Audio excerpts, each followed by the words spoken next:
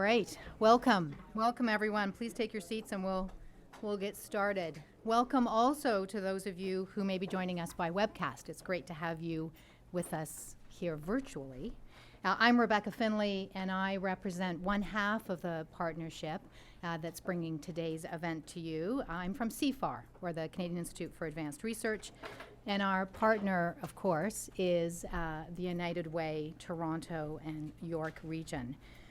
Micheline Laflèche, the Director of Research, Public Policy and Evaluation, and I have been talking at least for a year, it maybe feels even a little longer than that, about working together, and it's really just so great, really great that that today has come together. It was a few months ago, indeed, that Micheline and Ruth Crammond and Amy Cook with us at CIFAR and I sat down and we started to talk about what we could do together. And I think we set ourselves a fairly challenging and ambitious goal for today. And under the broad title of Researching with Community, our hope was to try to bring two groups of leaders together, those in the social policy and health settings, together with those more in the research world, to deepen our collective knowledge about the research process in social and health settings, and to provide insights into the opportunities for building stronger collaborations between research and practice and the work that we do. We all know intuitively that by working more closely together, we can create innovative new programs and policies and at the same time high impact knowledge.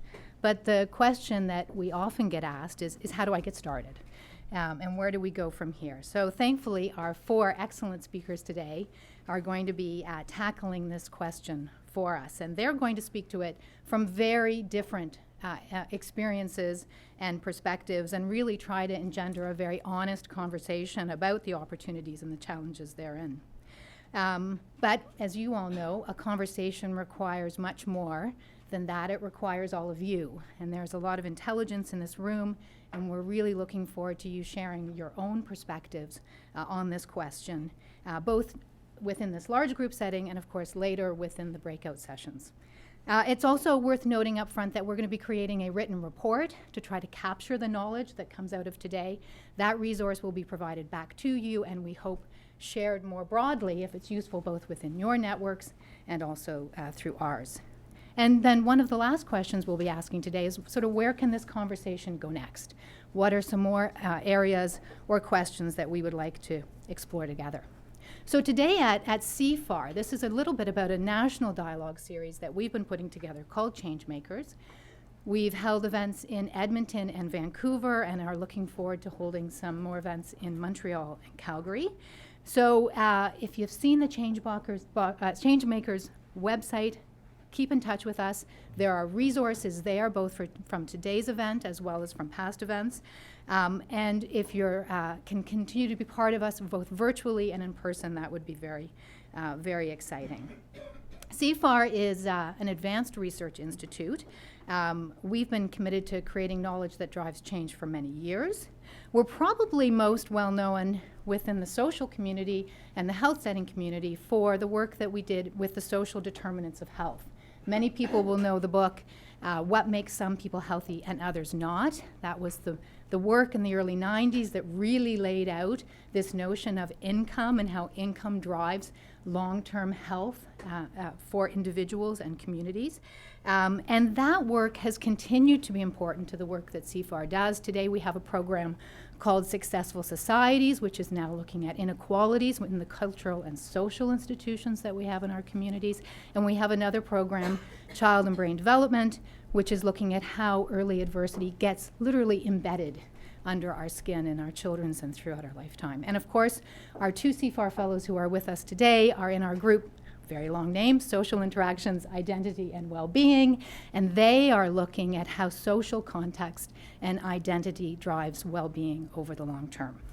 So I'm going to turn things over to Micheline very shortly, but before I do, I'd like to thank CIFAR's many supporters, including the governments of Canada, British Columbia, Alberta, Ontario, and Quebec, our Canadian and international partners, as well as many individuals, foundations, and corporations.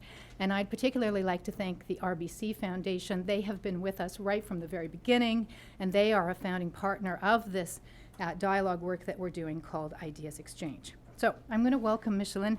It's been a pleasure working with the United Way. I have the luxury of being able to go to many of your reports and presentations in terms of the work that you're doing around research. You're a great partner, and really admire the work that you're doing. So thanks, Micheline. So I won't keep you too long. I just wanted to say a few words of introduction as well. I don't have the pleasure of taking off my spectacles the way Rebecca did. How do you do that? What? How did that work? Very big font. Mine is too, but I still can't see it quite. So we're happy to be here. United Way is happy to be here today. I'm happy to be here today. I'm happy to be here today because I've been working on the charitable side of research and policy work, on the charity side of research and policy work for more than 20 years. And that was preceded by a short little foray into the academic world as well, as a lecturer, as a postgraduate student, as a researcher at various institutions in Canada and in Germany. But it wasn't very long before I decided that really wasn't the right world for me, and I found my way into, luckily, something that crossed over. It was a charity, it was supporting the charity sector, it was about advocacy and using research to inform policy, and it was a nice little space somewhere in between, I thought. It was the nexus of both research and policy, but of academia and of community as well. So I had the privilege of being with an organization in the UK called the Runnymede Trust for more than 13 years, and being the CEO there for more than 9 of those years as well. And it was also a privilege to come back to Canada after many years away to join the United Way, and we sit in that nexus of research and policy as well, where research is there for a purpose. It's there for us to inform the work that we're doing, and it's there for us to inform our advocacy agendas and to try to influence policy with. So we take a very active approach to our research. It's not all community-based. Sometimes it is, sometimes it isn't. Sometimes it's in partnership with academia, sometimes it isn't. But it all has the purpose of trying to inform what we're doing actively. And so I've been in both roles, at Runnymede and at United Way, really great partnerships with academia. I've been part of ESRC projects, Economic Social Research Council projects there, and SSHRC Council projects here, and had a really great time doing it. But that experience, I know, is not the same for everyone. Not for everyone on the academic side of that partnership, and not for everyone on the community side of that partnership. And some of that is about, I guess, a mutual understanding. Sometimes the relationship feels uneven, and that the power in those relationships isn't distributed equally.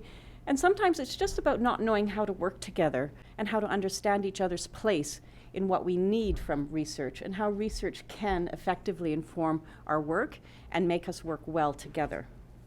And so what we wanted to do today was begin to stimulate some good connections in the Toronto region with our partners at CIFAR, try to have this conversation and think about how we can build mutual understanding for the purposes of coming to work together. So we know this value of the research for us at United Way, and we know that CIFAR understands the value as well. Rebecca was talking about the work that they've been doing that's relevant to the work that we do in the community. It's relevant because it informs our program design. It's relevant because it informs our program evaluations, and it also then informs our advocacy platforms. And we know that many of our partners are working really effectively, using research, doing community-based research themselves, having really great relationships working with academia. And we want to be able to share that experience, to talk about some of the challenges on how we get there, and to think about how we can stimulate more of that in our community here in the Toronto area. So we hope coming out of today will be between us, United Way, and between CIFAR, that we promote more successful collaborations, we create some new connections, and that we find ways to all continue to work together. And so I want to thank all of you for joining us today to get this conversation started, and we look forward to having that.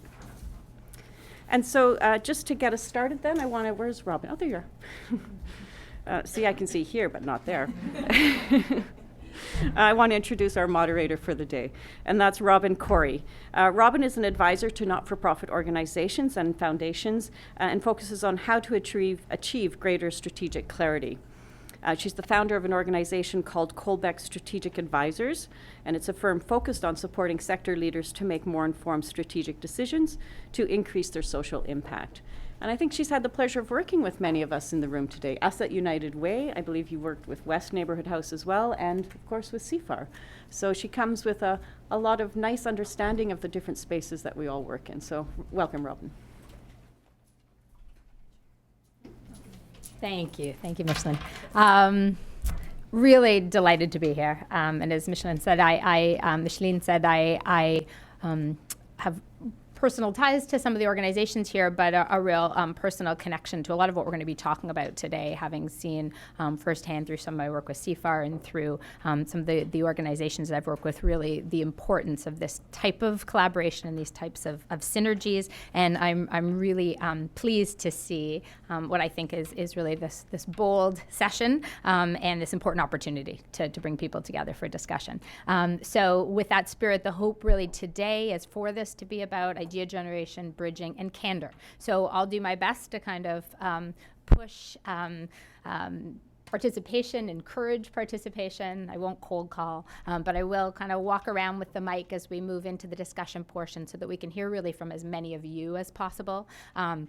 And so what we're going to do just in terms of format is I'm going to briefly introduce our 4 presenters. You're going to hear 15 minutes from each of them. We're going to have a few minutes for questions in between, but then largely at the tail end of those 4 presentations, we're going to have some discussion as a larger group. As Rebecca said, we're going to move into smaller group discussions and then wrap up with a discussion altogether, really pulling out some of the key themes that were generated from your groups. So without further ado, I'm going to start with Maureen Fair, who I have had the pleasure of working with in her capacity as the Executive Director of West Neighborhood House, which is, some of you know, formerly St. Christopher House. It's a multi-service neighborhood center serving the west end of Toronto. And Maureen has had deep experience in community development, public policy development, and advocacy work through many years, over many years, both in her capacity at West and otherwise, and has focused on issues of income security, income inequality, and neighborhood change. Axelle Janczur is the Executive Director of Access Alliance Multicultural Health and Community Services. She has led Access Alliance in really enhancing the services for immigrants and refugees, developing a community-based research agenda, which you're going to get the chance to hear more about, and advocating for improved access to those determinants of health for individuals facing discrimination and marginalization. Our 2 researchers here today, both CIFAR fellows, both a part of the Social Interactions, Identity, and Wellbeing program, which Rebecca mentioned. First, Kim Matheson, who you're going to hear from first, is a social and health psychologist and a member of the CIFAR Advisory Board.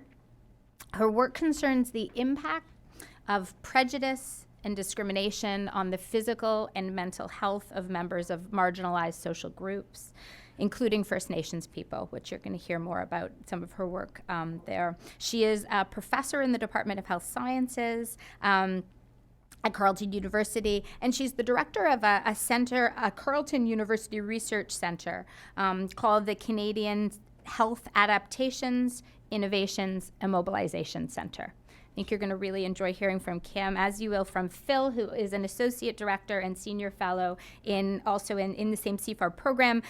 He is a professor of economics at the University of Toronto, and his research, which I find fascinating, focuses on particular factors in early stages of a person's development that contribute to long-run well-being and social-economic success, and has quite a bit of experience researching texting and the power of texting.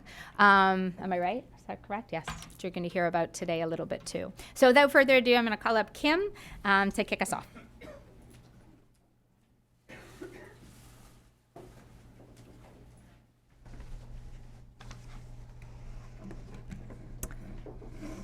There, make sure everything doesn't fall off of here.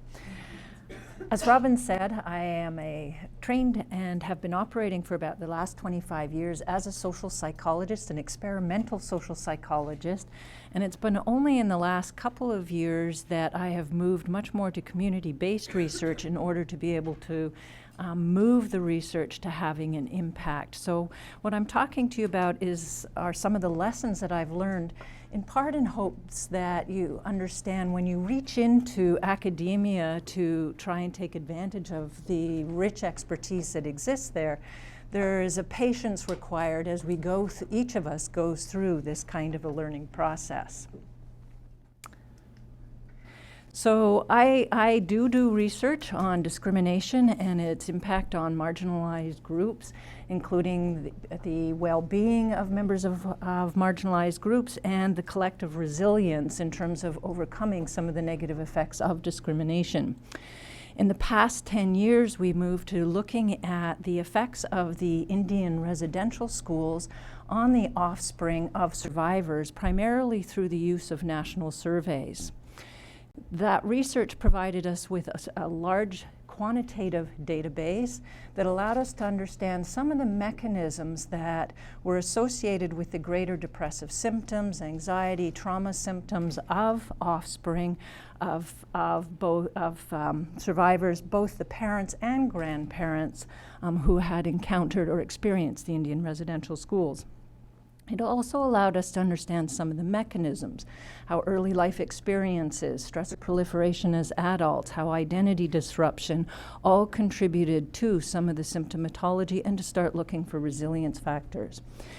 In this area, having quantitative data was actually extremely important, and our work started to come to the attention of, for example, the Aboriginal Healing Foundation, which has since been closed.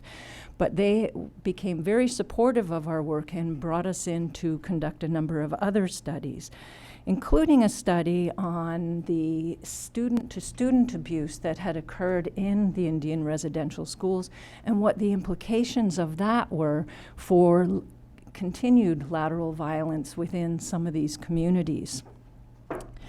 Not surprisingly, this was an extremely sensitive issue for many Aboriginal communities and their survivors. And so when the book was launched, we held a blessing ceremony in Sioux Lookout at the site of the Indian residential school at Pelican Falls, in order to be able to launch this with sensitivity and with an honoring of the survivors.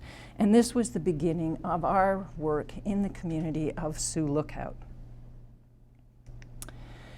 One of the members of the advisory board of the Healing Foundation is Garnet Anjikaneb, and he encouraged us following this ceremony to take the work that we had been doing to try to make a difference, to make lives better for the survivors of the Indian residential schools. He has been a strong advocate for the survivors, and certainly someone who has been pushing very strongly for this to be part of the Canadian dialogue and part of the Canadian psyche.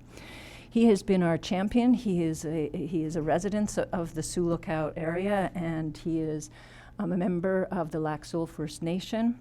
He has been incredibly supportive of us and as we start to try to build relationships in the area and to help us not to step in onto too many landmines.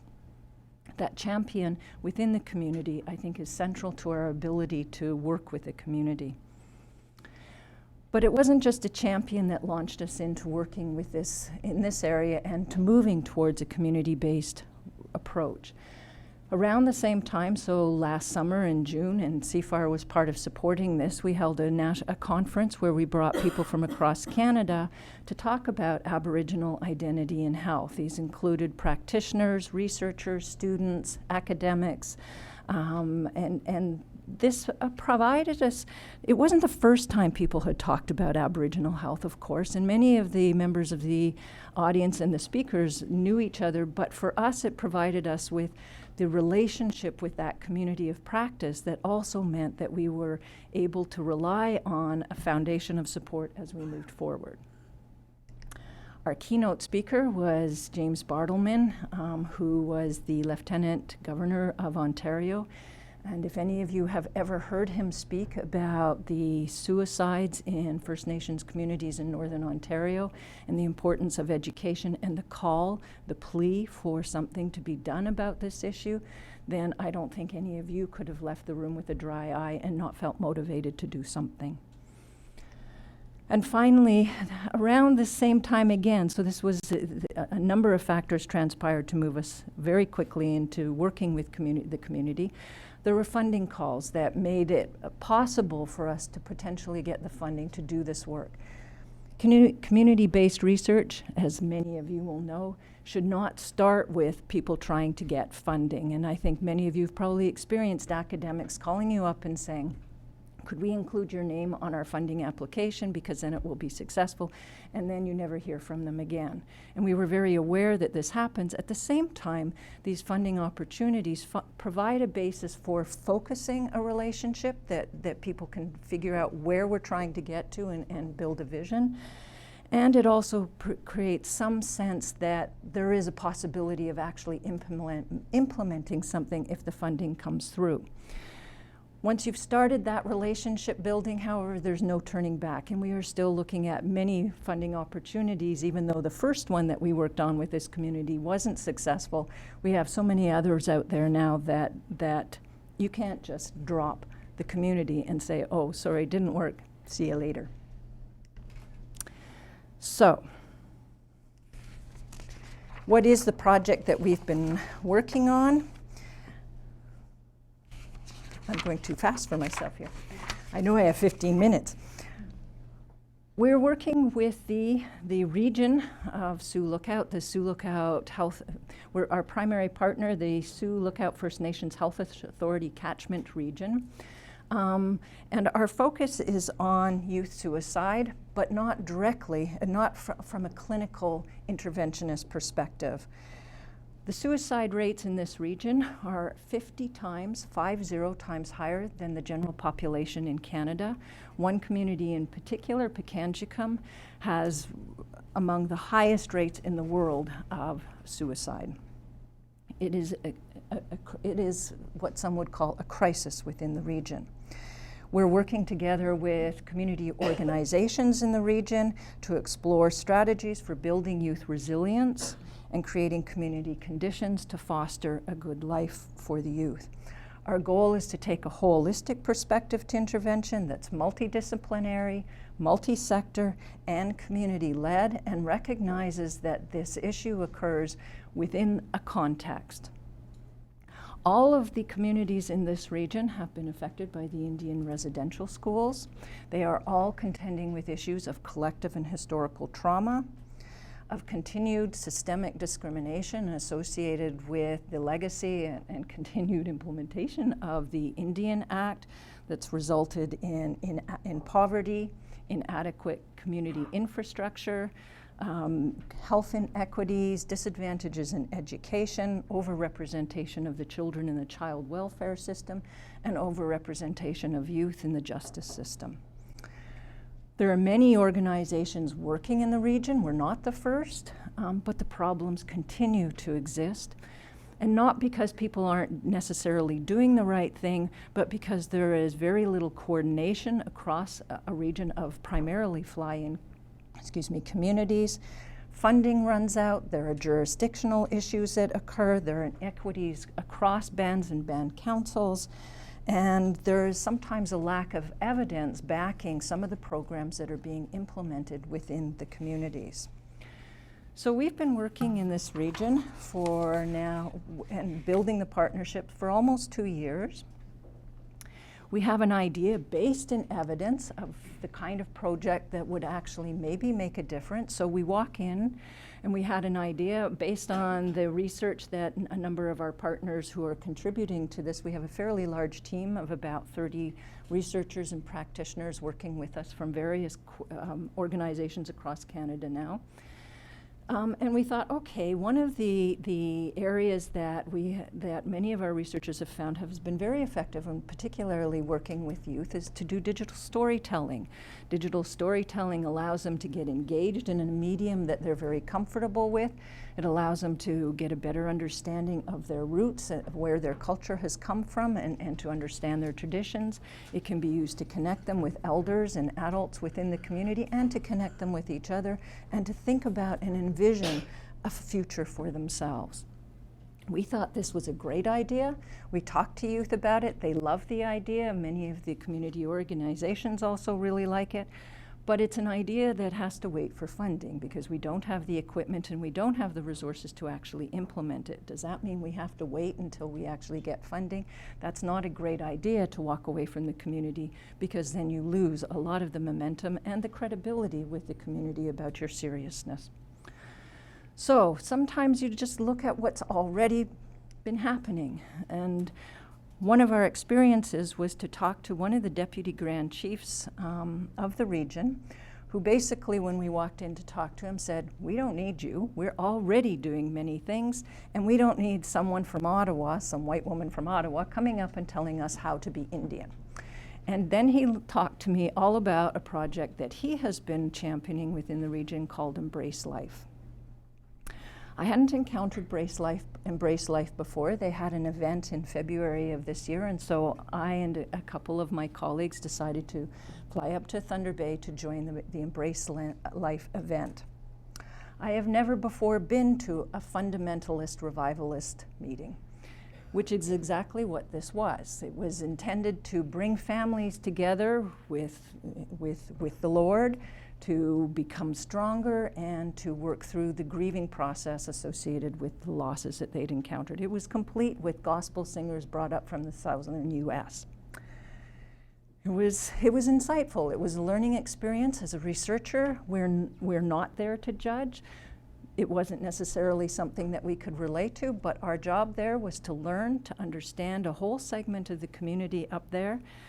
Christianity is a huge part of the communities in northwestern Ontario, and to begin to figure out how we could actually work within that context.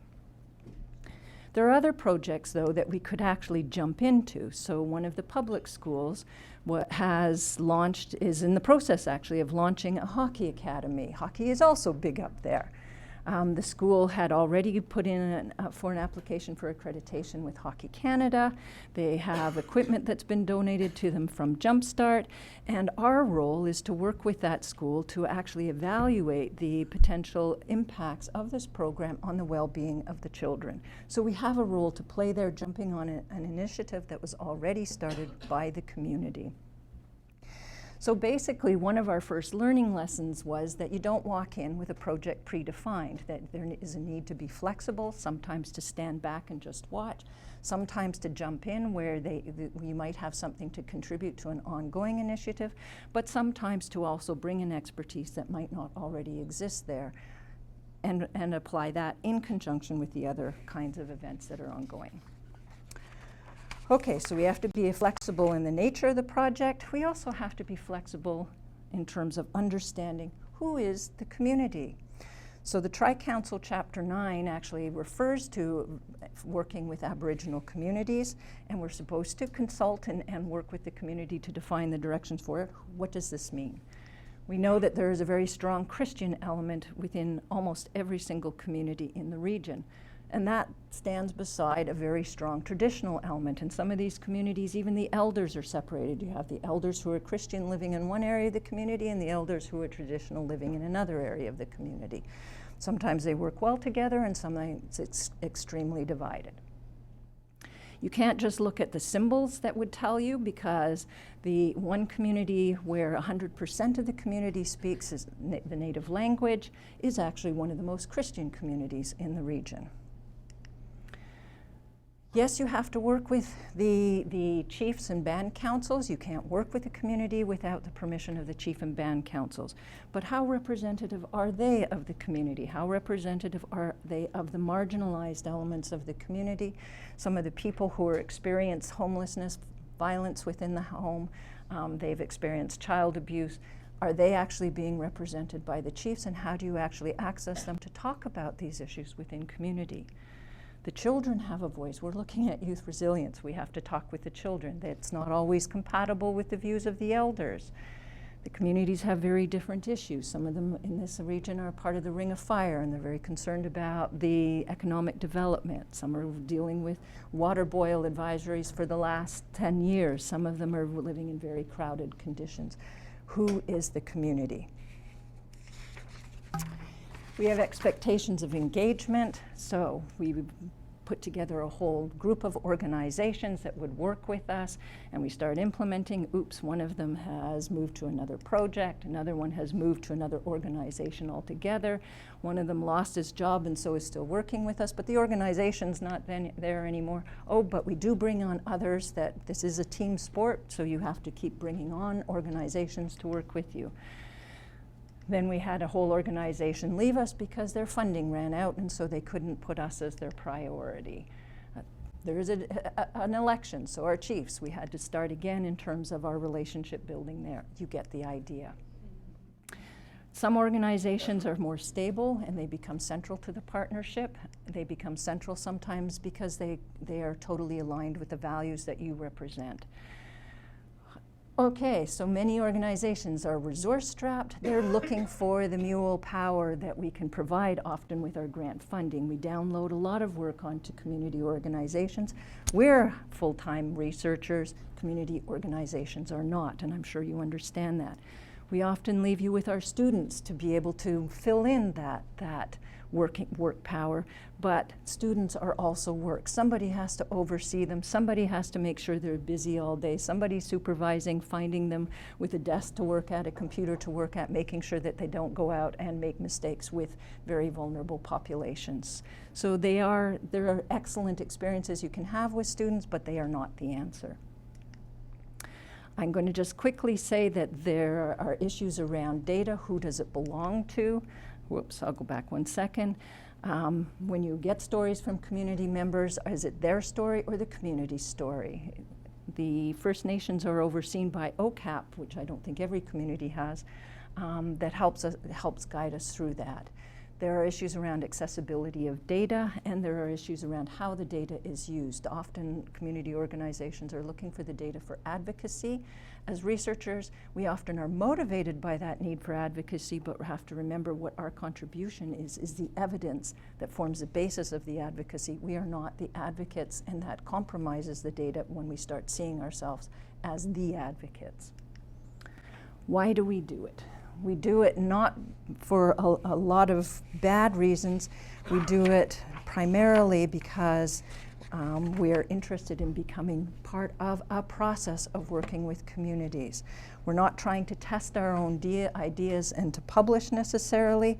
What we're trying to do is be part of a system that can make a difference, that we can actually, in our hearts and souls, find ways of taking what we know as experts in our fields and making a difference in the communities.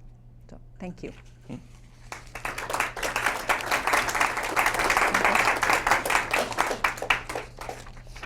I got to leave this and not walk off with it. Thank you, Kimberly. I really, as I'm sure people in the room are incredibly struck, and I was when we chatted in advance of this, by the thoughtfulness of the approach, clearly your commitment to the youth and the communities, but also the adaptability and how you have gone about doing your work. So I think those are themes that I'll hear again, and thank you for that. Axelle's going to come up. I think what we'll do is let's have Axelle present and then pause for a minute. We can take questions on a couple, unless there's any immediate questions. We'll have time at the end, but I did promise we'd have time in between. So Axelle, if there's questions, we may just pause for 1 second. Yeah, go ahead. Let's take a minute or two, and if you've got a question for Kim, let's start with 1 or 2 now and come back to more. I don't know if this is on. I think the acoustics are super. Yeah, I think we're just a digital audience. What is this on, or do I need to do something to turn it on? Okay, go ahead and talk, and hopefully I'll come on as you talk. Thank you very much. I don't think it's on, Kimberly, for your incredible presentation. The PowerPoint was just beautiful. The images were really compelling. One thing I'm grappling with is social innovation. I don't see social innovation anywhere except on the hashtag of this event. And that term, social innovation, I know Changemakers, you have a great definition. I don't have it at hand. Do you see yourself as a social innovator? Yeah. Hillary, is it on? Should we use the mic or no? No, it's not on. Okay, do you want me to press something on it? Is there a switch right there? It says mute and select. Let's take it I off. can just use this one for now. Okay. Okay. Great, we'll just use that, and if you bring it up, then we can start. Okay, great. I think that if you don't walk into these communities thinking in terms of social innovation, that you're making a big mistake. That's when we start walking in with preconceived ideas of exactly what has to happen. And even if we have those preconceived ideas, they have to be adapted. It may not be transformational innovation. It's much more likely to be incremental innovation. But at the same time, what you're taking are programs, ideas, an evidence base, and you have to transform it to meet the needs of particular communities.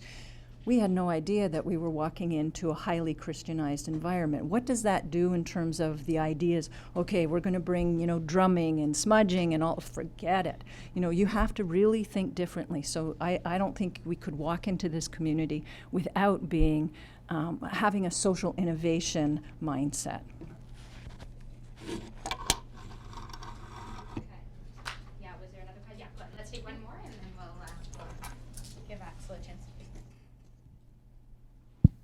Anin Jadnadishnikas, as a researcher who was just up in the region and who does work in the region, I guess I do have a couple questions, so I would like to talk to you later, but the question I would ask now is, I was just with some of the youth up in Dryden, and one of the things that they talked about was when a person of authority comes into our community or comes into our schools, it's triggering. It triggers intergenerational trauma of residential schools. It triggers family conflict. That comes from people like teachers or principals or police, anybody in that position of authority who's an adult. So how do you, as a researcher going up into these regions who does not have a relationship with those urban communities or those reserve communities, how do you ensure that you're not, just by being present there, triggering those individuals and those community members? Okay. You're absolutely right. I think in some respects the whole education system has this as a challenge, that it is a trigger for many of the communities, and there's a huge mistrust of the education system. There's a couple of ways in which we're dealing with this. One is our primary relationship with communities is through the health sector, not through the educational sector, because the health sector has a much more credible and positive relationship with the communities. The other thing is that I would not walk into a community school myself and start trying to talk to the youth. When we're talking with the youth, it has been through the teachers and engaging them. So with the hockey school, it's not me going in there. These are the coaches, the teachers, the parents, the volunteers, and we're working with them. We have had dialogue circles with youth. It is not usually me that goes. It's with a trusted individual in the community, the person who's running the youth programs. And my colleagues, I'm the white woman. My colleagues are First Nations, and they're the ones who are often going in and working with youth. And they're trying to put things not in terms of telling them what to do, but exploring within their own frameworks. So telling stories, talking about photographs, talking about their own experience. But it is the young First Nations members of our team who are currently working directly with the youth.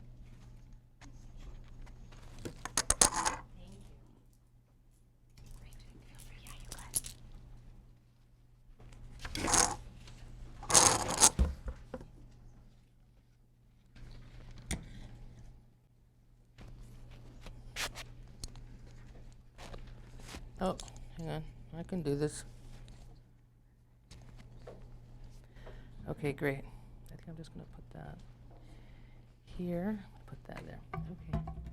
So thank you very much for inviting me to present. And Access Alliance, I guess, is a little bit of a different organization. Let me explain. We're a community health center. We're focused on working with most vulnerable populations in Toronto. Our historical focus has been immigrant and refugee health, but this has evolved over the years, in large part due to our engagement in community-based research. So our understanding as an organization is that the impact of systemic barriers, which we do address, is multi-generational in impact. So we do have to look at generations in communities. So moving away from that immigrant and newcomer definition, and also our understanding of the impact of the racialization of poverty. So as a community health center, we made a decision many, many years ago to develop a community-based research program. So, you know, in consultation with funders and, you know, with the support of our boards of directors and, you know, with a little bit of magic, have developed this capacity. This is our vision. As you can see, we are systems change focused. Again, as I said, the systemic barriers, individual services and community level services is very important, but we have to look at changing that system. So as a community health center, we are committed to evidence-informed decision-making and practice. So this suggests that we're guided by the best research and information available. And again, as an organization, many years ago when we started thinking about this in a, you know, a drill-down way, that's when we started encountering, that's when we started developing our approach to community-based research and our commitment to co-creation of knowledge with communities. Because from our perspective, from the perspective of our vision and mission, evidence is meaningless if it is not linked to systemic change, so a commitment to systemic change. So that's our organization. We have a research department embedded in our community health center. I'm not the researcher, I'm the executive director, so I'm part of development of the strategic direction, but we do have a senior researcher on staff who, you know, was an academic and came over to the other side. So, so I'm going to talk about some of our experiences and things that we've learned. So most of them are self-evident. I like some of, I think Diane, we asked, United Way got feedback from participants, what would they like to think about? And Diane talked about, you know, we state the obvious, and I thought, yeah, that's so self-evident. We do state the obvious, and so what? Research has no value if it's not actionable from our perspective. While we have excellent experience working with amazing academic partners, many researchers have very little interest with the uptake of their research. And so this is often linked to how then research is carried out. You know, the kind of institutional structure and framework drives how the research is carried out. Evidence, and our experience is that evidence is valued so unequally and hierarchically. You know, randomized control trial studies and systematic reviews are on top, and qualitative and community or gray literature on the bottom. And we do need to undo this hierarchical view. Each type of research, method, and evidence has its own unique value, only captures a piece of the story, and it's only in combination that, that they can give us a more complete picture of our very complex and messy reality. So I told you, Gendra, I would name him because he helps me do all my thinking. But I sent him a question by text about something, and he sent me back this answer. Well, it wasn't an answer, it was just a thought. So, and it's completely on point, so I want to read it. This is Yogendra Shakya, our senior research scientist. Undoing hierarchy is a two-way process. Researchers who do large-scale studies need to come to terms with the fact that it is logistically impossible for them to reach and include marginalized, vulnerable groups in their studies, which is one of my points here. There is a persistent problem of underrepresentation and undercount of marginalized groups in large-scale or randomized control studies, including in census and studies wanting to measure inequities. So they need to reach out and consider community gray evidence more seriously, not just in namesake. Community-level investigations, including needs assessments and program evaluation, need to pay closer attention to methodological rigor. So we have our piece to work, our piece of work to do on the community side as well. You know, he says, at least write down their methodology in their report, who they talked to, why them, what they asked, etc. So, you know, the absence of the most vulnerable people from study cohorts is very, very problematic, and we consistently flag this. So you're right. I mean, we've we get called so often from partners wanting to do studies, and our first question is, are you talking to anybody who doesn't speak English? Are you going to be giving snacks at your focus groups? Will you be giving TTC tokens? Like, how do you expect, and that's very basic, and aren't even really the most impactful access strategies. However, I do want to say, because it's important for me at this stage in my career to acknowledge that there's been massive change, and there is lots of hopeful things going on in health in terms of, yes, the social determinants of health actually do have something to do with health. So I love this infographic by the Canadian Medical Association, where they clearly are, acknowledging what certainly all of us working in community have always known, that if you're not talking about social determinants of health, then don't bother. So this is very positive, and as I said, we have had very positive experience for the most part with researchers. This is some of from academic researchers. This is some of our learning. So our approach is community-based participatory action research. We work in communities that we have experience with. So we don't go into communities where we're not already working in a service delivery capacity or in a community engagement capacity. We recruit, train, and pay peer researchers to participate in all our projects.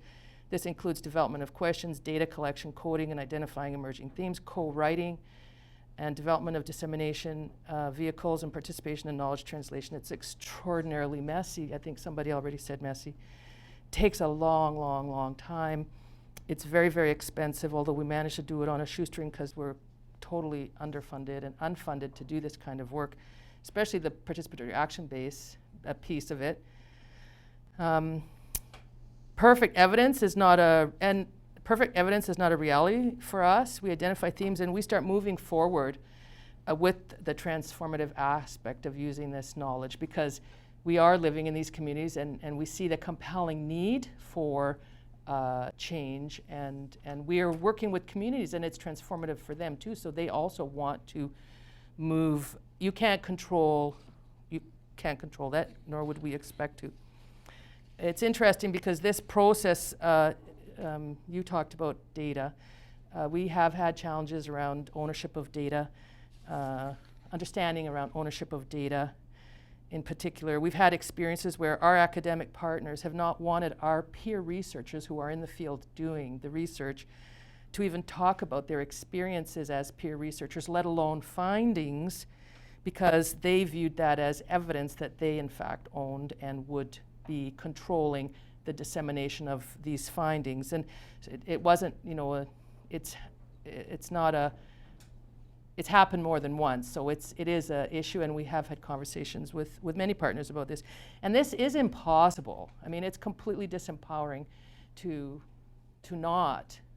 I mean, it's transformative for peer researchers to do this work in their communities, to be part of thinking about issues and ways forward, and not then support them to be part of that way forward and talking about this.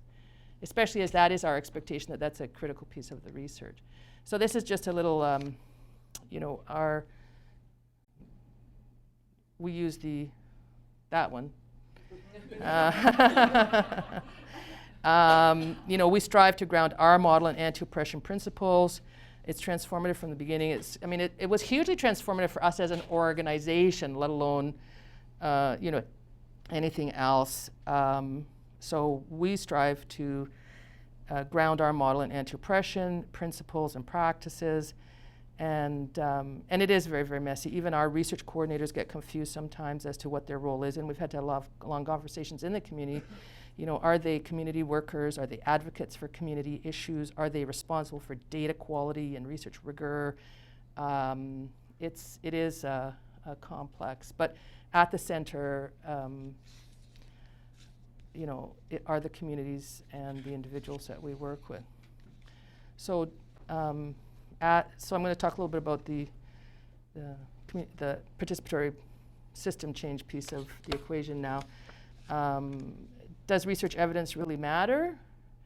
Yes, but not so much. I mean, when you start trying to do systems change work, it's another world altogether, and there's so many other factors, and we truly do believe that research only matters if it is actionable, but it is easier said than done. So, you know, we complain about community-based the research piece not being well funded. Well, nobody funds the participatory action, so we're very skilled at burying and disguising participatory-based advocacy systems change work into, you know, a weekly drop-in free lunch for community members, or a you know, community meetings with stakeholders. So that's a constant sort of challenge. The environment in the public policy space is not really receptive to receiving input. I mean, better now than it was just a few months and weeks ago at all levels of government. But still, it's not. It's not. And there's a huge timing disconnect. You know, I've talked with people I know who work in policy roles in government who say, by the time we put something out there as a policy issue we want to discuss and get input, we're actually down that road. We've actually started making decisions and mapping pathways. So it's like, how and where do you insert yourself? It's a huge disconnect. And that's why it's critical to partner with advocacy agencies that are ramped up all the time. They might not be research agencies, but they're advocacy agencies. So, I mean, in terms of partners. This is a Yagendra slide. This was a model developed in Thailand that's used for health change policy around the world. And it is highly relevant. That's why I'm sharing it with you today. You have to generate relevant research knowledge in conjunction with the social movement or social learning, which includes public knowledge and attitudes. And you have to ensure that you have to ensure engagement of political decision makers, including lawmakers and the legal system. So it's you know, moving forward on 3 fronts, and they have to be integrated and interconnected. So you already have to be thinking about this as you're just even starting research. So I just want to talk about a couple of case examples really briefly. So a key focus for us has been the impact on health of vulnerable people of precarious employment. We started this work well over 10 years ago, and we're not the only ones. I mean, there's some other reports here. It's, you know, I would say precarious employment seems to be a defining characteristic of the changing world of work and the reality of this generation. Interestingly, when we started doing community development work in the high-need neighborhood years before starting to work on our Working Rough, Living Poor project, which was a multi-year undertaking that actually there were many sort of different products. We thought we were going in to talk about poverty. We started doing focus groups and talking about poverty and the impact of poverty. And it was community members and youth in particular who said, it's not poverty, we don't want to talk about poverty, we want to talk about employment. And the way that our parents are working that is impacting our lives, and running around from all of these different jobs, and they're never home, but we never have money, and it's so unstable, and it's horrible. And they started talking about the impact of that in their communities and their lives. And I mean, it was, you know, that put us on a path in terms of working with the community. One of the outcomes of this research, so I mean, we did the Working Rough, Living Poor, then we did Where Are the Good Jobs, which is a case studies, 10 case studies coming out of that report, and then we were part of the Cura with our Like Wonder Women and Goddesses and Robots, which was again a more focused case study looking at the impact on immigrant women of precarious employment. So we launched, you know, with so much of this evidence and other evidence, we launched our call to action on good jobs, and we've tried to identify what are steps towards good jobs, and have identified this broadly. We've established a community works group that undertakes actions based on our knowledge of issues, and we've done a lot of educational work with health promoters in the healthcare system to work with them around how do they use this evidence in a more direct way. And we feel these strategies are very actionable. You know, we've got 5, you know, take them home, think about it, what can you do in your organization? There's a lot of initiatives here, the whole Decent Work initiative too, and I mean, we ourselves are complicit in the whole issue of bad jobs. We need to start at home. And it's interesting, you know, Access Alliance, our board of directors, you know, we committed to $14 minimum pay for all of our roles last year when we were working on the minimum wage campaign. So and I get calls from colleagues saying, "What are you doing? My staff are flipping me this poster. They're giving me a hard time." I'm like, okay, different. Do something about it. What can I? So, I mean, we've done photo voice projects, video, op-ed pieces. Knowledge translation is a key piece. Just talking about gray literature, we did a community health assessment report for one of our sites where we take a look at what data do we have, but also what data exists out there through other reports. We pulled it together, and this was working with a community group that led the review of data and the prioritization. We use matrices. What does community think is most serious and most impactful, and then we take that directly into our program planning, and we link all of these items with initiatives that either we're trying to lead or leading with community groups, or we bring this to community tables. So just to wrap up,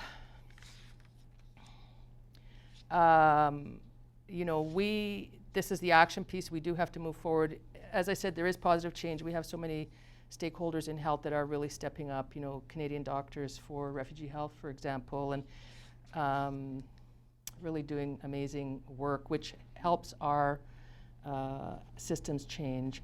So some of our learnings is we have to use evidence as a strategic catalyst. It is all about strategy. If you don't have strategy, there's no point. The partnership piece and a movement is critical, and there are so many important partners that are ready and willing. Mobilizing champions, you talked about that. That is critical. Not only sector champions, but champions in community. Old school street rallies still are very important. I lost so much patience I went to so many rallies, but there's been like a resurgence of rallies in the last while, and they get attention. Ride that hyper-information highway and rock it. You got a blog post, you got a tweet, you got a Facebook. We have to use what tools are available to us. Money really does matter, not just from a funding perspective, but there is such interest in this return on investment, again, which I hated. But the whole kind of return on investment argument is a compelling argument, especially in terms of some of the tables where we're trying to do this systems change work. Creativity, juice it up. I always remember Dina Ladd when she was doing the $14 an hour wage campaign. She talked about, it's been the minimum wage has been frozen at $11 for how many years, and she would bring $11 frozen into a block of ice to meetings, which I thought was like, wow. And she does things like that all the time, very creative, like really making a visible point. And be solutions driven. You have to be able to talk about the exact solutions that community wants to see and that you're driving towards, and be the change you want to see, and be passionate. Be the change you want to see. I mean, I'm fortunate every day I get up and have an opportunity to go to work and try to be that change. Thank you very much.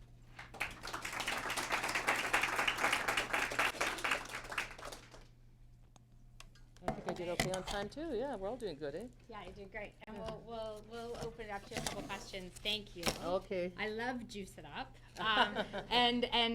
We're gonna we're gonna take a few minutes now for questions, but there were so many things I think you packed into there and cracked open. I just want to flag a few that I hope we'll kind of come back to either now or later. I think there was this discussion point about undoing the hierarchical view, qualitative versus quantitative data. I assume that really resonates with people in the room, so let's make sure that comes out in the discussion or in the groups.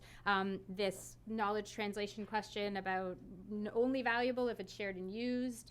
I think there's a lot of richness in a conversation about that and where it's happening, what's stopping some of this rich data from being used, the underfunding of community organizations to actually do this work. The money really, really, really matters. And then these various dimensions of messiness that you talked about, to use your term, around the ownership of the data, the researcher versus advocate tension.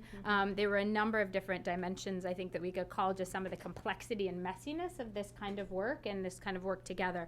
So thank you for cracking so many things open that I hope we can revisit. But for let's take a couple of minutes to just take any questions top of mind that people have.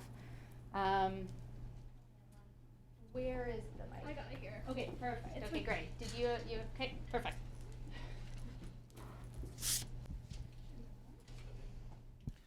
So, a big fan of your work, and I was wondering, do you have any peers? Like, has anyone followed in your footsteps when you created the first research department within a CHC? I'm not sure that many others have followed that, and that must have been brave and resourceful to start that and to build that with the same funding that everybody else gets. Are you mentoring any others who are following in your footsteps? Well, that's a good question. There a few years, and everything has ups and downs. A few years ago, there was a community-based research network that was pulling together a lot of people that were engaged, and they were meeting, but they lost some steam, and I think it's mostly, and we were very active for a period of time in driving that. There are community health centers and other organizations that do research, but sometimes it's more one-off, or it's a piece of work.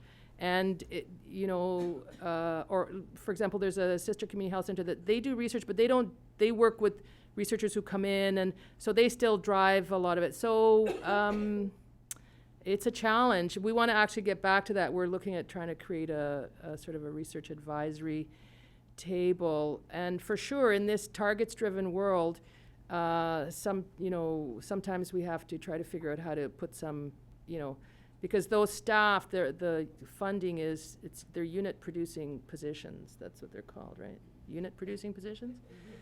So we sometimes need to think about what are those units we're reporting on. I think this note about it being kind of courageous and bold, I think is an important one. What did it actually take? What was the impetus for you just making that decision to have that in-house research capacity? Well, I think it was because we were so focused on immigrant and refugees, and within health commitment to evidence-based, there just was no evidence, and we were being so offended constantly by these calls for, can you put us in touch with this community that, the combination of, and then we needed questions answered, and there was no information. So we're going to shift gears to Maureen. And is it just next in line here, Heather? Right. Getting cred. That's her shorthand. Axelle, did you walk away with something? Do you want to just use this, or do you there want it is. the lab? Oh, you got it. Okay, perfect.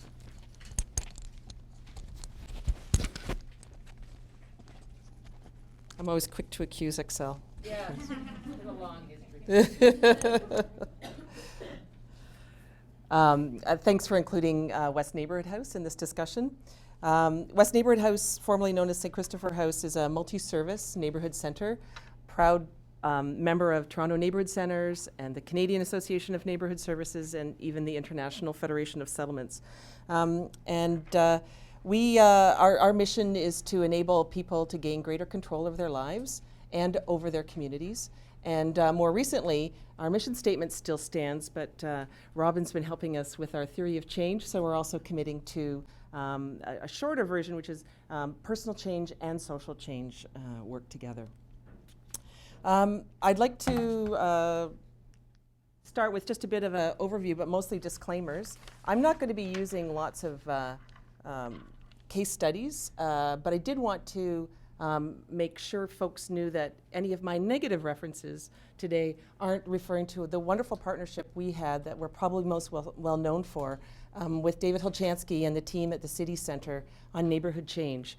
And that resulted in the 3 cities report that's been on the Globe and Star front pages many times. So that was a wonderful community academic partnership. And so we learned many lessons out of that. But we've also had other experiences and have witnessed other experiences that have been less than great between academics and community working together. So my effort today is to try to improve the impact of our work together. We both, I think academics and community, care about the communities we're looking at, and so we have a good starting point already. I think there's a perceived problem that we're not seen to be very credible. And I think there's some notable exceptions, but many of the audiences that we think are important maybe don't think we're very credible. And I feel like we're challenged a lot about our credibility. West Neighborhood House is not a research shop. We're more like, as Axelle referred to, we work with academics, we work with researchers on project-specific pieces, but we are very committed to public policy, and that's what's driving our work, is public policy change. So because we get challenged about credibility, we feel we need to be very critical and self-critical. We absolutely have a role in the problem, while appreciating that there are good reasons why our credibility falls down sometimes. And again, I really do want to emphasize, we were very fortunate to be working with a wonderful team at the city's center, and learned some good things there. So I think Kim's talked about it, Axelle's talked about it. There is an assumption that because academics want to work with community and community wants to work with academics, that we have an interest in changing public policy. I was trying to think of examples of where that might not be true, and I'm sure there might be some, but generally I think we're largely trying to do this work to influence the conditions for less advantaged people, and that would lead you to, I think, improving public policy pretty quickly. So what do academics contribute to credibility in terms of public policy development? One is the rigorous methodologies. And I think, Axelle, we might have some room here for some debate about the use of gray evidence or gray research and rigor. But it is a problem in our credibility when we do use gray research. The rigor is often seen to be lacking in community and academic partnerships. There's my colleague Diane from Wood Green, I think, is one of the most vocal critics, and I completely share her concern about just because it's in the community doesn't mean that it needs to be less than fully rigorous. And so rigor is really important. Academics have an advantage on us in the community because we're seen to sometimes be feathering our own nest as community organizations, talking about the need of the community over and over again. Academics don't have that. There are jobs secure, and so that sense of some objectivity and distance is a helpful thing in terms of credibility. And another big piece is, especially when you don't have researchers on staff, is academics are up to date in knowledge. However, there is a problem around silos, and so come to that in a minute as a problem area. What community organizations do in terms of contributing to credibility is, I think we bring a lot of relevancy to the table. I think we can help identify issues that are meaningful to the community, and that's not only helpful for the community, but it's helpful to engage the political representatives very early on in something. If it's meaningful to the community, you can bet it's meaningful to a political representative. So one of the challenges we sometimes get is who cares? Who cares about this work? Well, being relevant to the community really does help answer that question. Appropriate solutions. I think that community organizations are good often as a screen for what's appropriate, not to be completely controlling a community's response to things, but sometimes we can head off some damage by well-intended research findings that might be translated into a public policy that actually has some negative implications. So just a little bit more of the cumulative lived experience that we've seen at the front line as witnesses can help make sure that there's appropriateness and nuance in using research. Accessibility is a third area, and this is a very large part of public policy development, is making sure the language is clear and accessible. Civil servants and politicians are smart enough, but they don't particularly care for some of the language that academics use. And our community certainly is often feeling lost and left behind with academic reports. So this is the challenge we get is often, what the heck are you talking about? So accessible language is very, very important for that. Now, Hillary did something tricky with me here. What did it? Oh, there it is. The credibility problems, and I'm trying to pick on both community organizations and academics equally, but if you feel I'm being unfair, please feel free to jump at me. But academics, I've talked with some academics about some of the reluctance we see for them to get engaged in public policy. They'll do the research, but they don't really see their roles going beyond that. So I've really been asking them about that. And it's very clear, especially for younger academics early in their career, there's no incentives for them to get involved beyond the publishing of their research. They may have the best of intentions, but they actually do need to move on to the next project and publish some more. So that's a built-in structural problem in academia that I think is a problem. We do know there's some incentives, and things like the CIFAR fellowships and others are a really good way to round that picture out a bit, but I think we need to see a lot more incentives built in for academics to be involved in the moving the results of their research into public policy change. I have a pretty big rant about ideology in community and academic research. I'm going to try to keep that lid down, but there's really yeah, give me a drink. We've been shot down so many times when we're meeting with political representatives or civil servants if anybody mentions the word neoliberal agenda. Now, there is a very valid critique about the neoliberal agenda, but honestly, it is not something that the public really likes to hear about. They think it's code for something else. Certainly politicians and civil servants think that that is a big red flag if you're starting to use that kind of language.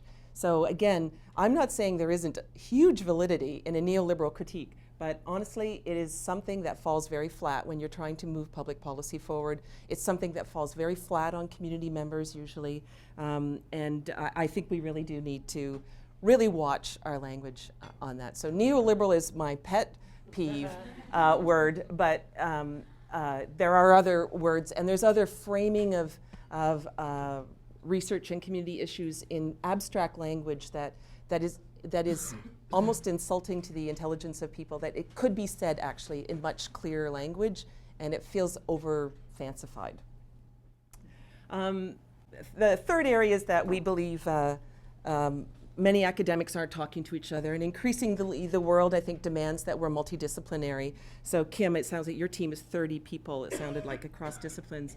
The other issue that we have is we think that there's not a lot of attention being given to behavioral insights. Almost all community work, we assume, has something to do with human behavior.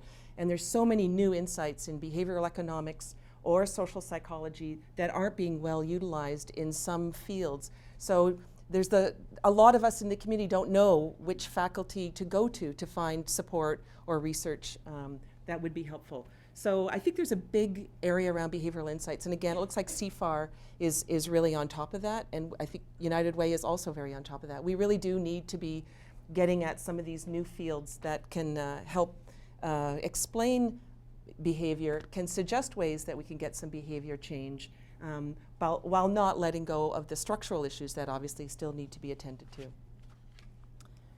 Now to pick on, oh, yeah. I was going to skip over critiquing the community sector, but I think I better come back to that.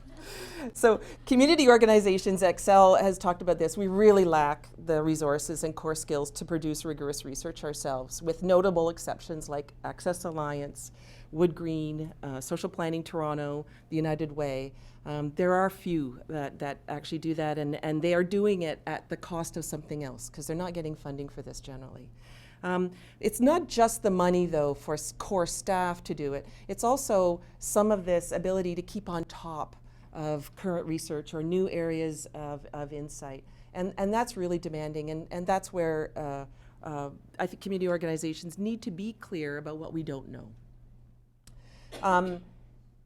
This is sort of being funny about community workers' distrust, but actually more realistically, they loathe quantitative methodologies, the use of control groups, that kind of stuff.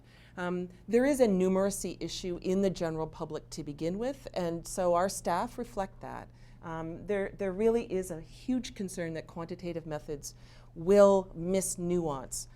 However, I think that at the sake of nuance, we've gone so far sometimes that we're missing the quantitative stuff that is possibly going to make the case.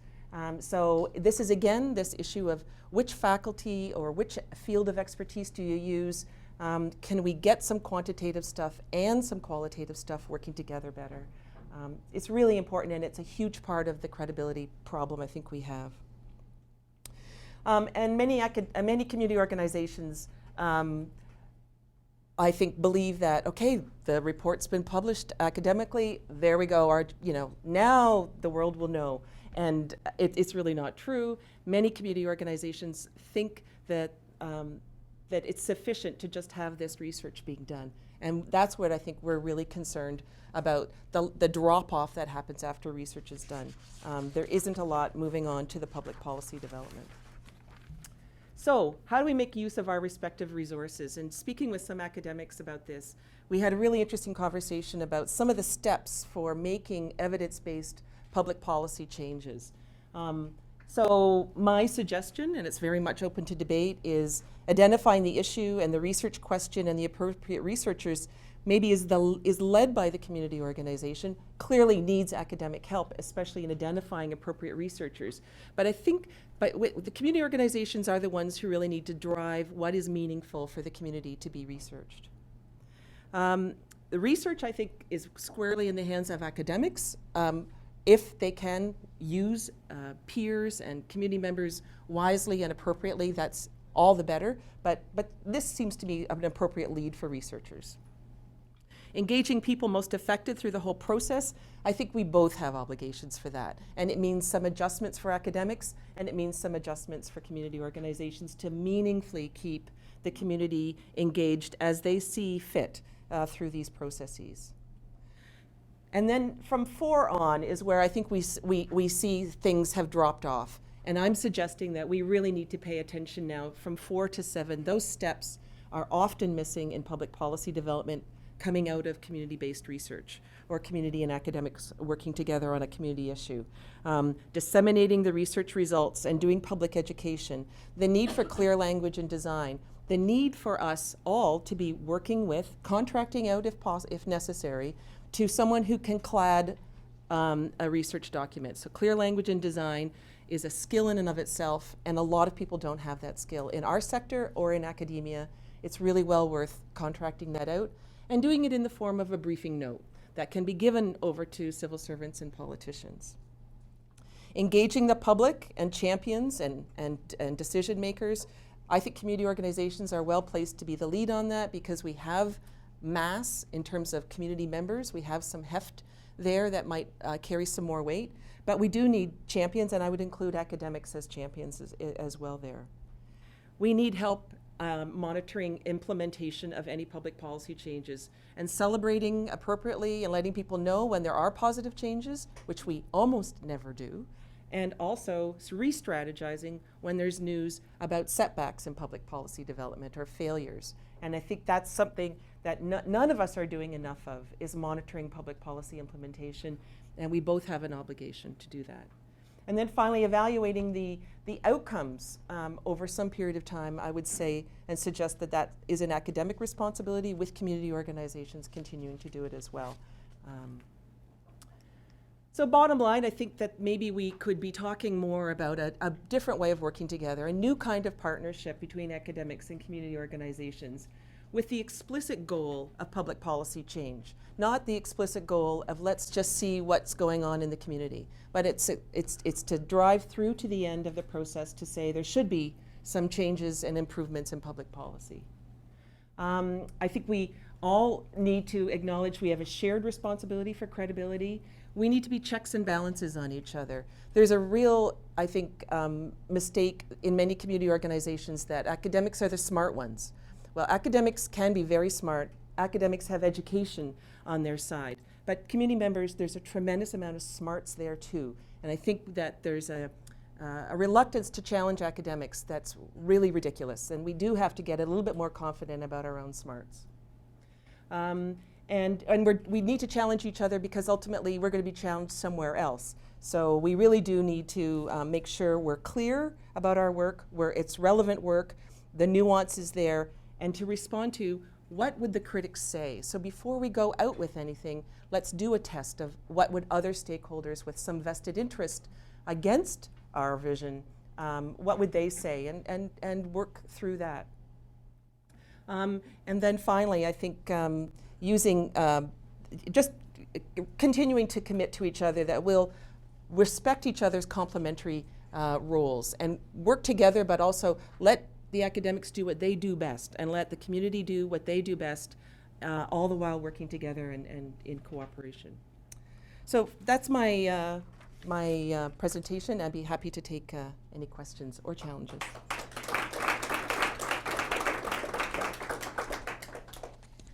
All right, so let's open it up. I just want to say thank you for, I think, what is a very thoughtful and balanced and also solutions-oriented presentation and approach. I think you've given a lot of concrete suggestions on both how to leverage credibility better on both sides, but also some practical and specific ways that academics and community could work more closely together. So let's spend some time now, but also later in the smaller groups, digging specifically into some of these suggestions on what would it take for this paradigm to shift? What would it take to have more wins and more concrete examples like we're hearing of today of these successful relationships and partnerships?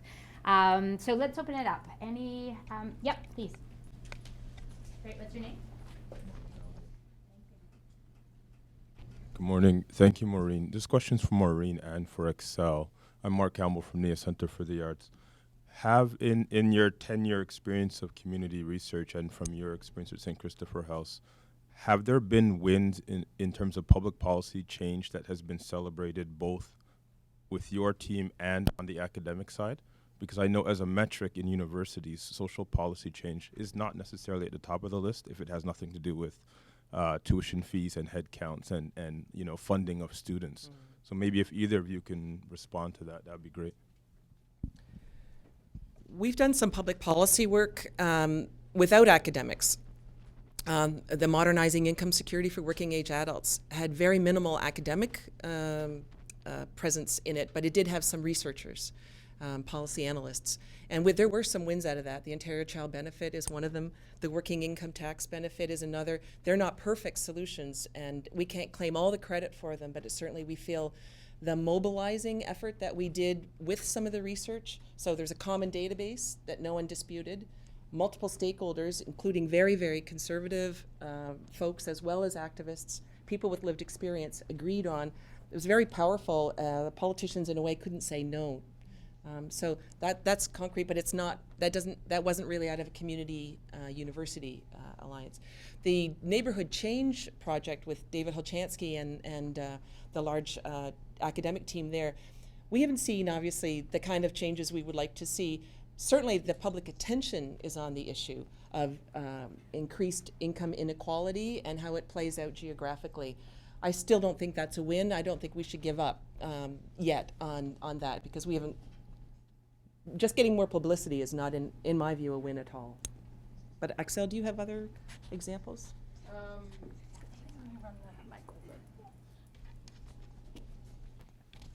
We take credit for a lot of things.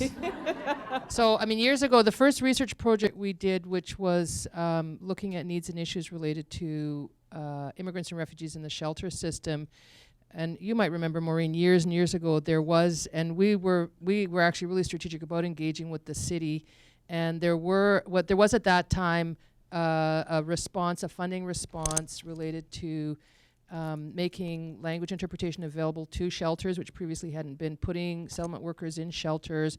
And then there were a couple of other sort of less sort of servicey but more policy. I think there was a change or a revision of training for shelter workers. And we did the research work, and then we created all of these working groups with community members and staff, which led to all of this. But I think that's an example of sort of a service focus. We like to think that we were the first ones to start talking about precarious employment, and now it's on the world's radar.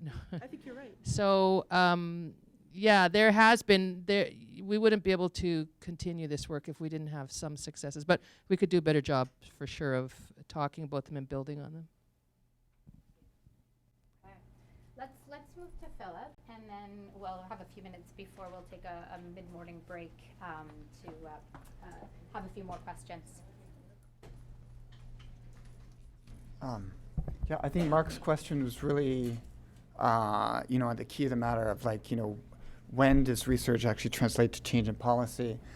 And I think Axelle said life is messy. I would say research is messy as well. And charting how research turns into policy change is really,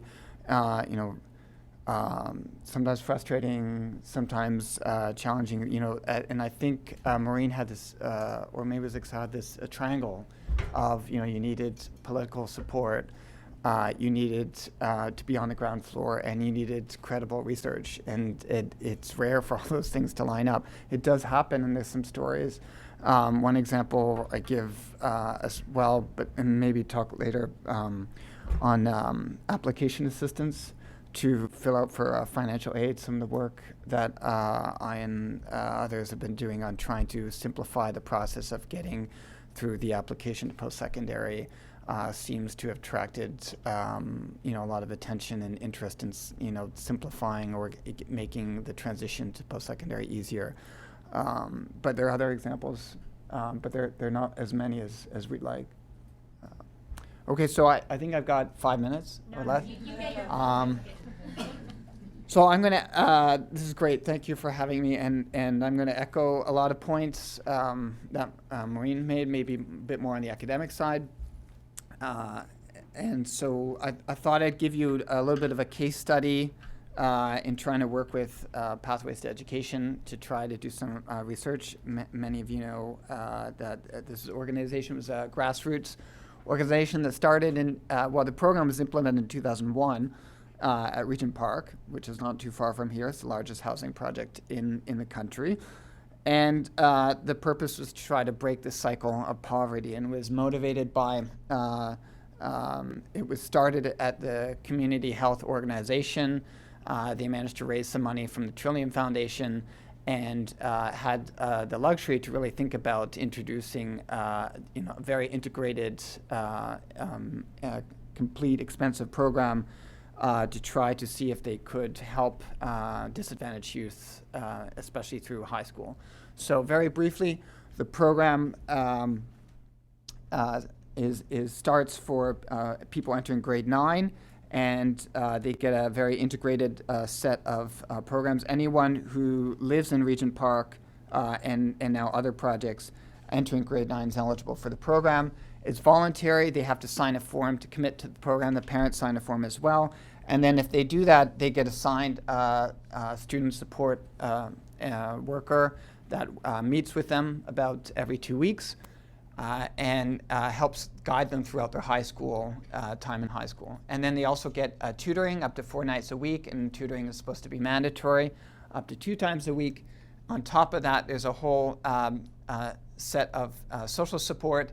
There's monthly or bi-monthly group activities, including issues around stress management or just going to a sporting event. And then there's financial support in the terms of free public transportation, and also a post-secondary scholarship that's $4,000. So it's a very integrated approach. You probably know about Pathways because of this report that came out in 2007 by the Boston Consulting Group. And at the very bottom here, they have that before Pathways from Regent Park, the dropout rate was 56%, the high school dropout rate. After Pathways, it was 10% for 80% reduction. And David Pico, who had the study, was on the consulting firm. He was also on the Pathways board of directors. He said, this is the highest rate of turn that we've ever seen. Now, this change is off the charts, and it's we don't see these kind of impacts in education programs almost anywhere. And so to kind of have that kind of impact and say this is what Pathway is doing, it certainly asks for further research. So anyone seeing this, doing research in education gets really excited, but also, naturally skeptical, wanting to kind of understand whether this is real. If it is real, how is it happening? And so Pathways got a lot of attention from this, and they managed to, expand it and go national on it. But this kind of program and the research related to trying to evaluate shouldn't stop there. And the it is worthwhile to try to have others try to look at the program from a different perspective, maybe a different methodology, and it is healthy to have a dialogue and discussion on whether this is the truth. And I think that's where academics can come and help. But also, there's some tension that sometimes comes with that, because from the organization's point of view, this result is, is enough to, is in the direction that they want to see. This slide is similar to Maureen's in terms of like, well, what's in it for organizations to kind of have more academics play, a role in trying to evaluate the program. I think she said there's some incentive. There seems to be some impression that if the research is only done internally, there's feathering one's own nest, right? And one advantage, if for to have additional multiple investigations of the program, is you can have arm's length interest for looking at it. This brings credibility, also brings alternative perspectives, and we're cheap too. Sometimes we're more interested in, we're happy to kind of participate and look at it for the sake of science, you don't have to pay us consulting fees. Sometimes we have emphasis on causal inference, trying to understand what is the counterfactual, what's the comparison group, trying to understand and evaluate the program. And we might be able to have bring more time to the investigation. Often the organizations themselves are very busy operating the program, and the capacity to do detailed research is limited, so we can do that. And the last one, I don't know if you guys have seen down here, is just more and more funders want it. Funders want to see sort of some external type of evaluation, and so that's another reason. Of course, the other reason not to want this is that, well, we might find results that disappoint the organization, and there's very little often incentive for an organization to welcome researchers in when they have a strong support for the program already, and also it's important as an academic to be able to state what you think the conclusions of your own research are, and it's important to have a dialogue with the organization prior to talking about the research, but no academic wants to be in a situation to have a filter from the organization what you're able to say, and so it's important to have a non-filtered presentation of results that can also stand up to scrutiny, and sometimes the organizations are nervous about that.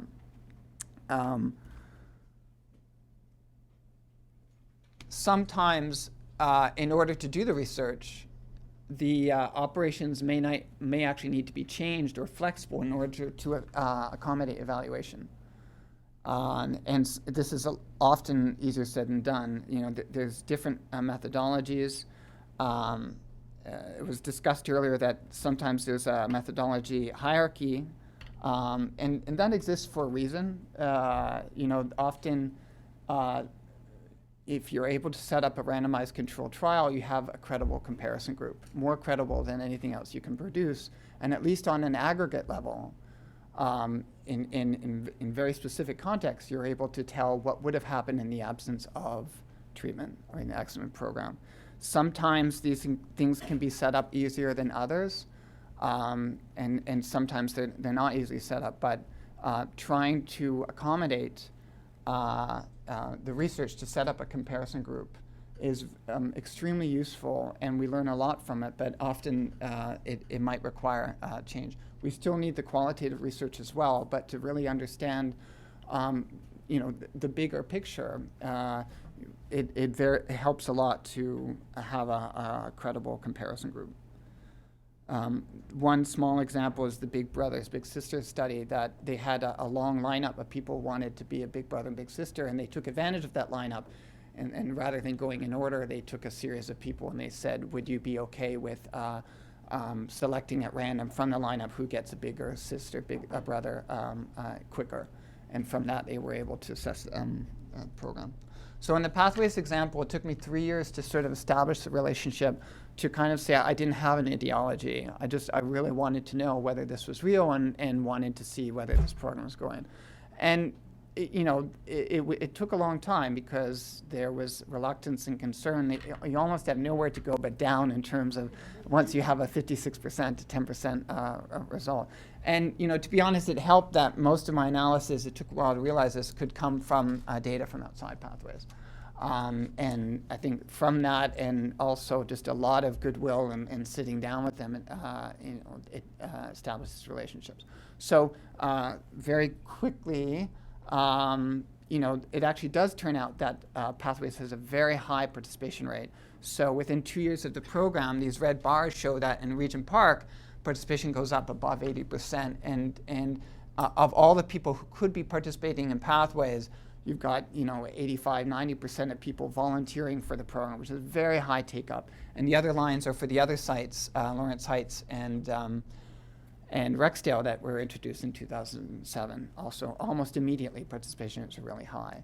And so the way that this study was set up, we can't randomize who's in Pathways, but what we have is people from other housing projects, and this shows the enrollment rate in post-secondary after 5 years since starting grade 9.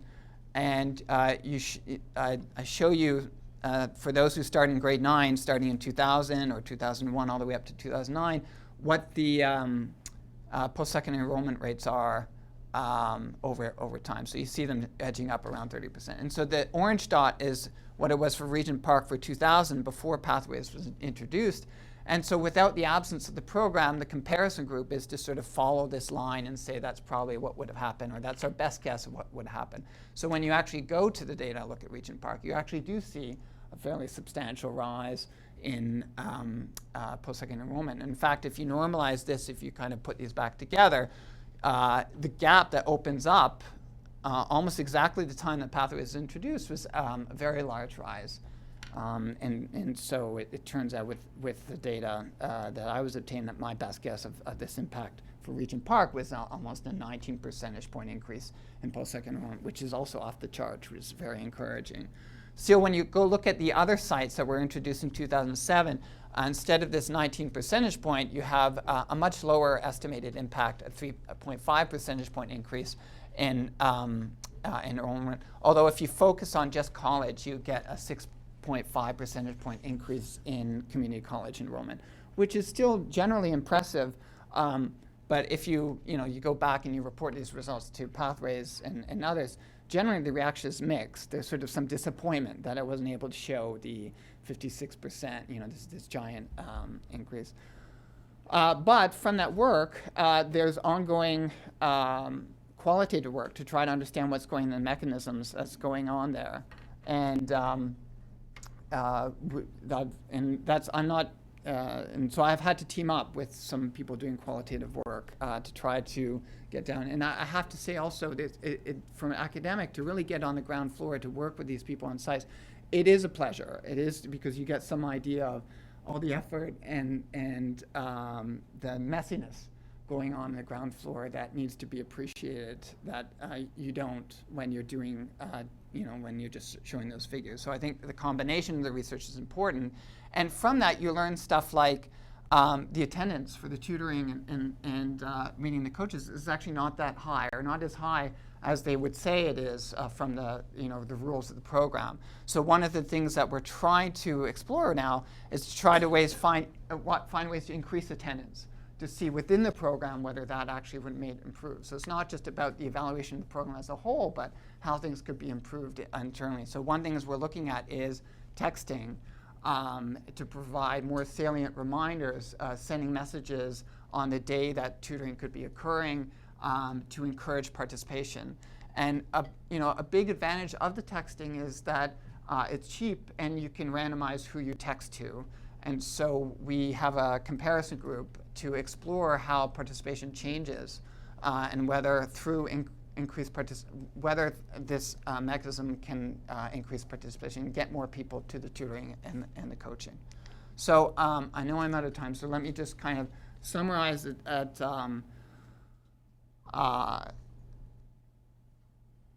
there is, there's a need to work together. It often requires sort of respectful, open-minded relations. And so as an academic, you have to realize that, you can't just trounce in and say you're doing it all wrong. You have to really understand where they're coming from, but also, be really open minded and also encourage scrutiny. Scrutiny is healthy. Trying to understand the truth, what works to make things better, because we are, related in trying to improve well-being, especially for some of these disadvantaged families. And I think there's lots of room to try to do that together. Okay, thanks.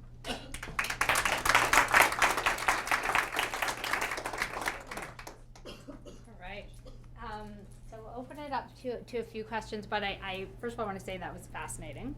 And I really want to acknowledge you for sticking with it for 3 years and generating that enough goodwill, because I can imagine how important that was to be able to offer what sounds like has been very useful data for program improvement and deepening and enhancing the outcomes that they're able to generate. And I'm sure that wasn't easy. And lots of, I think, richness in this question, and I think as you framed it about accepting negative data, being willing to sort of embrace potentially things that aren't working in the spirit of being able to make sure you're allocating those resources in a way that could have more impact, and this idea of ongoing research and implementing diverse methodologies, I think has a lot of important value. So just to pull out a few things, let me turn it over to you. Who's got any questions for Philip? Yeah. Okay. Any new hands? Will come there. Okay. Go ahead. What's your name? Hi, I'm Bill with St. Stephen's Community House. I'm doing some youth research as well right now, so I'm very interested in your thoughts about text messaging. And I know you were hurrying at the end. Like, text messaging is a good way to send information to youth. Are you finding it a good way to collect information from youth? There are different possibilities with text. Maureen brought up behavioral insights. There's a lot of, and it was great to hear that people are thinking about, behavioral economics on this stuff. There's a lot of interesting theories behind why texting, both pushing out messages and kind of receiving messages, might be very helpful. Pushing out is the issues around, just providing salient reminders at the time that you might take action often leads to a higher likelihood of actually doing that action. But receiving messages also really opens up a line of communication that we've never really had before. It's a really cheap way of having students or individuals feel that they can reach out with someone at any time during the day, at a time when something pops up in their head where they don't have to sort of then set up a schedule or meeting. And so one project I have right now is with first-year undergraduates, where when we send messages, they can respond to us. And often the message themselves, when you send something, is a reminder that they can send a message back, and that's when we get the most communication. And this research is ongoing, but the sense is that the students who do respond really appreciate the line of communication of being able to talk to a faculty member at 9 o'clock at night. It goes to me sometimes. Or a graduate student or someone, that there doesn't need to be a pause between the idea that comes to head and a need to communicate. So I think texting is a new technology that we're only now becoming aware that it might be an effective addition to some of the programs, the way that we're implementing the programs. Thanks for that question. Yeah, thank you. I wanted to get just more from you. You said at the beginning academics are great partners sometimes because you're committed to the work, you have the skills to do the work, and you're cheap. So I wanted to explore that a little bit more for lots of different reasons. But one of them, you're cheap sometimes, but not always. When we have tenders going out for different research projects, for example, if we get bids from academic teams, we often have to, they have to submit their bids with these large management fees from the institutions. But what are the different options for relationships for community organizations with academics to do the work, the kind of work you're doing on program improvement, the kind of work we might need on other kinds of research that we might want to be doing? And how do we all get to know about the different routes into building those relationships and taking advantage of the cheapness sometimes? Yeah, sure. That's a good question. I mean, the Pathways is an example where, this project was done on no money. The money for doing the qualitative study is picking up, but the data was made available part from Pathways, part from TSB for free. And the interest in sort of a young academic wanting to understand a project that seemed quite attractive, the interest or incentive for me was to understand this program a little bit better and have the opportunity to share results of the research. So, often the chance to publish. But publish also means disseminate and discuss and share ideas. The chance to do that is often more valuable than being paid.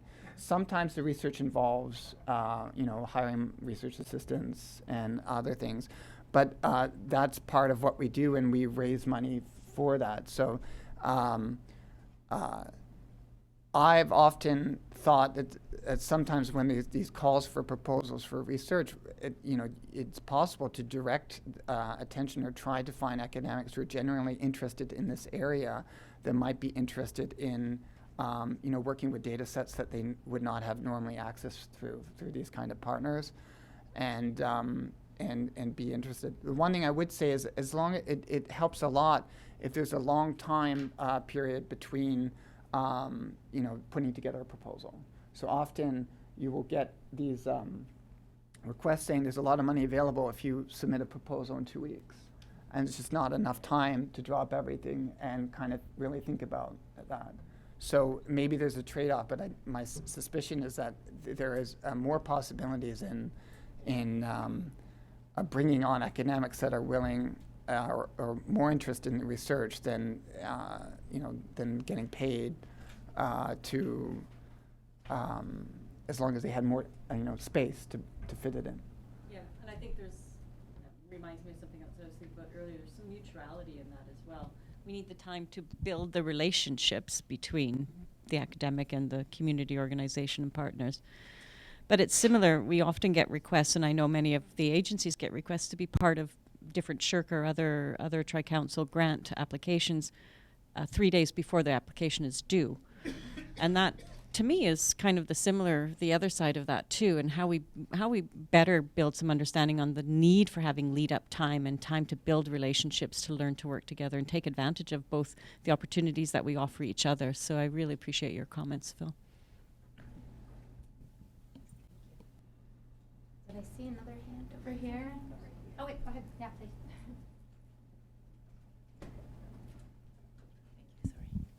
Hi, I'm Diane Dyson from Wood Green, and really followed your research a long time, so really glad to hear you speak to this. And you're speaking about pathways to education, which is one of my longtime areas of interest, as well as looking, like you, how do we improve the outcomes for young people in education. And so I have all sorts of methodological questions that I wanted to sort of get into with you, but I think for the use of the room, what might be more interesting is that one of the shifts that happened in Pathways to Education is after it moved out of Regent Park and it moved into other neighborhoods and across Canada, it was able to do that because it had the external validity of a Boston Consulting evaluation that said this is the return on dollar. It was something like $14 or $18, quite an incredible number when you look at other SROIs. And so they were able to do that. And then when they moved into the other places, you've noted and shown us today that their outcomes were not as good. I'm wondering if that was then perhaps the burden is on us as community groups, should that happen to us, that we need to make sure that we've got the inside the program evaluation knowing well enough so we know whether text messages work, whether we know whether the counseling or the attendance work, those sorts of things, that we have to make sure that we've paid enough attention to the internal processes so that there's some fidelity when we go to when we try to scale up our programs. Yeah, it's a really good point. It's hard to scale up and replicate what seems to be working. There's a little bit of sort of a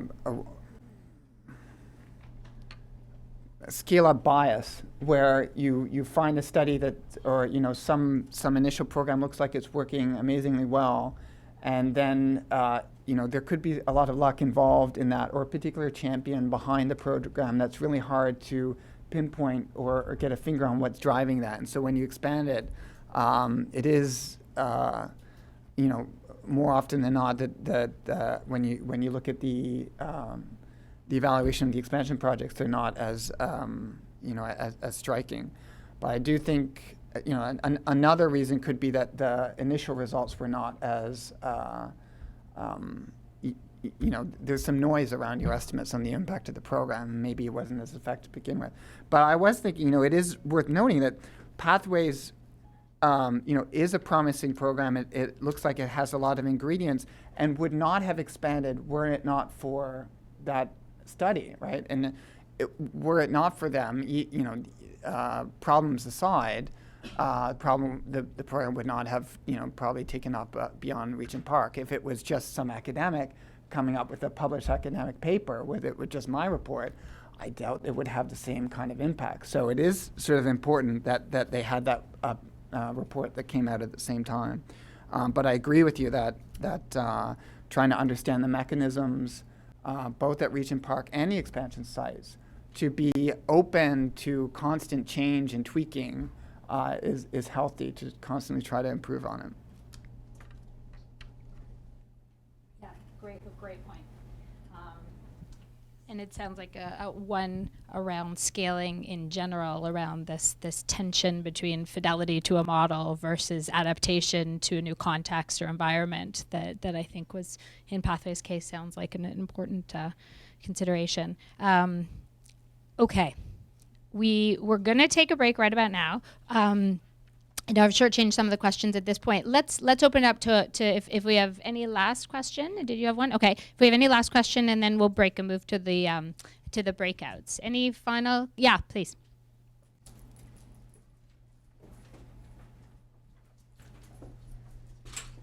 Well, I don't really have a question, but I wanted to say that sitting as the in a community-based organization, and admire the fact that other organizations have been able to create opportunities to do research. One of the things that I find really difficult about it is that we kind of have to piggyback on existing projects because there are no resources. So when you talk about engagement, and you were talking before about engaging with the academics and the community members before and so on, I'm sitting here thinking, okay, when am I going to get the time? And who in my organization can I say, okay, stop doing what you're doing, the thing you were talking about, units, and we have numbers to meet, we have those kinds of things to meet. That's right. And so the reality of being able to do this is very, very difficult from where we sit. Now, I think it's really important because the credibility factor is not only in the credibility of the research and the outcomes, but it is really being able to demonstrate as community organizations that we are doing something that is impactful, that is meaningful, that is important, and that is based on evidence and based on, and we have very good support from people in the academic community, wherever. We need that credibility on our level to keep doing our work. So it's just striking me as a whole other, like we could open the Wardenwood's research arm in order to support all of the issues and types of things that we're dealing with as a multi-service organization. So it's necessary. We're trying. but I'm just overwhelmed with how we're going to do it off the side of our desks with everything else. Lots of nodding heads. There were lots of nodding heads to that comment. Yes, yes. And the good news is we have some funders in the room to hear that. But it sounds like it's a bigger problem and question. Yeah, you want to respond to that, Phil? Yeah, just one thought, because like as a quick and dirty way to maybe get up and running. I mean, there are lots of better ways to do this, but just letting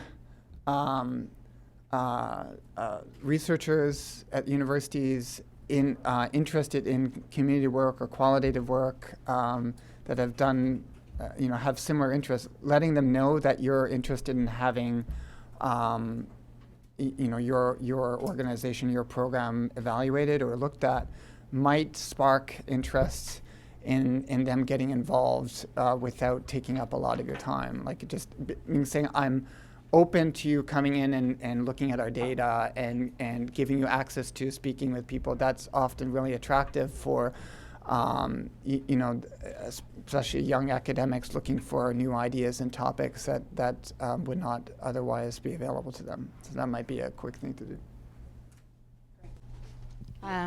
Okay, well, let's do one last one, and we'll still give you your break, and we'll just have a little less time for discussion at the tail end. Yeah.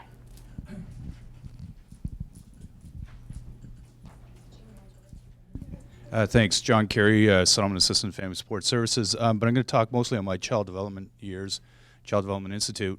I think the first question I'm looking for answers right now is, why do we want to do the research? Because I've heard many different reasons. I think we owe it to our clients to show that what we're doing is effective. Second thing is, if we incorporate the research into what we're already doing, helps deal with the issue of adding on to. So somehow it's finding that partnership to do that.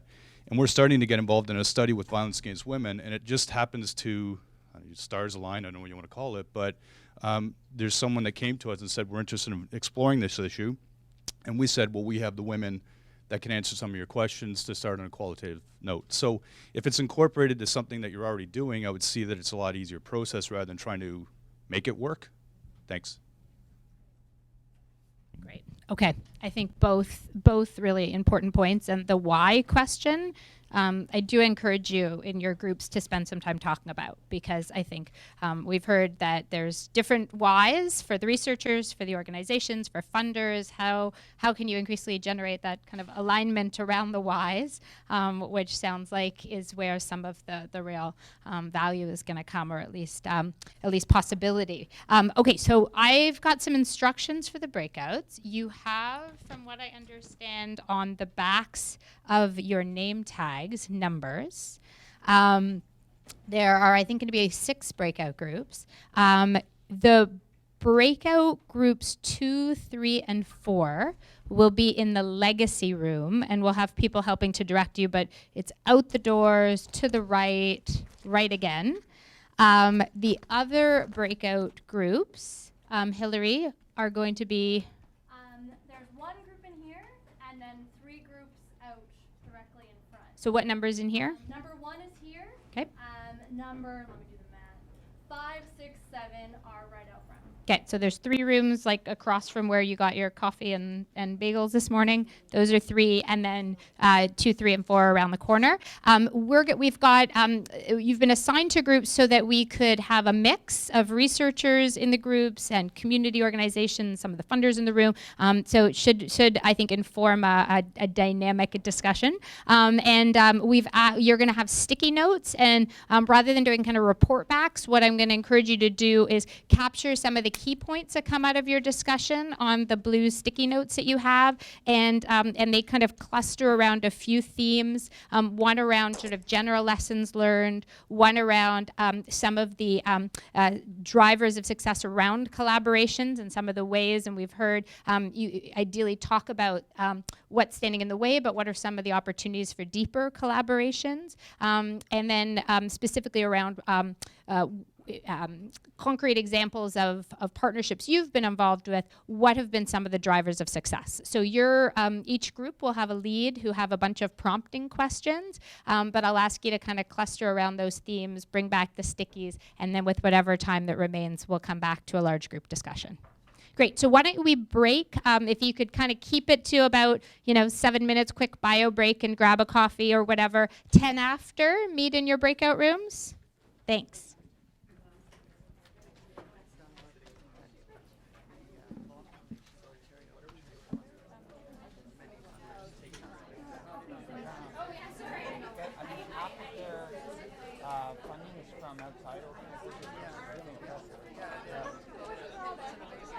I just asked, if I had time to volunteer there and kind of get, well,